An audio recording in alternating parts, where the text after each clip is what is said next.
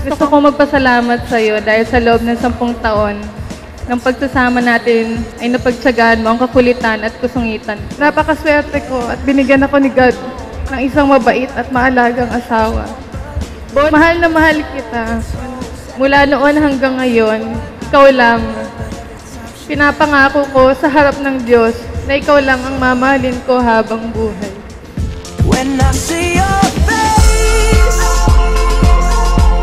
there's not a thing that I would change, 'cause you're amazing, just the way you are.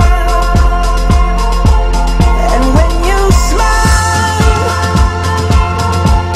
the whole world stops and stares for a while, 'cause girl, you're amazing, just the way you are.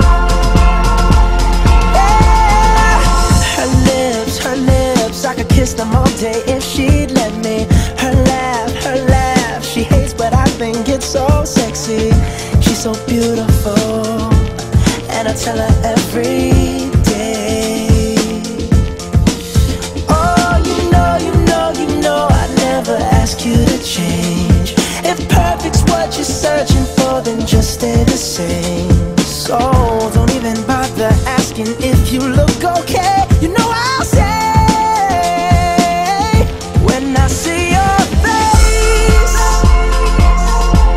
there's not a thing that I would change. Mamay,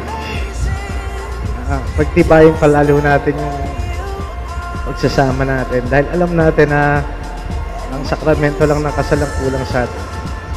Ngayon, nandito na tayo, mga kaibigan, mga ninong natin. Alam nila na kung gaano mo kamahal, alam din nila kung gaano kita kamahal. Kulang ang magpakailanman. I love you.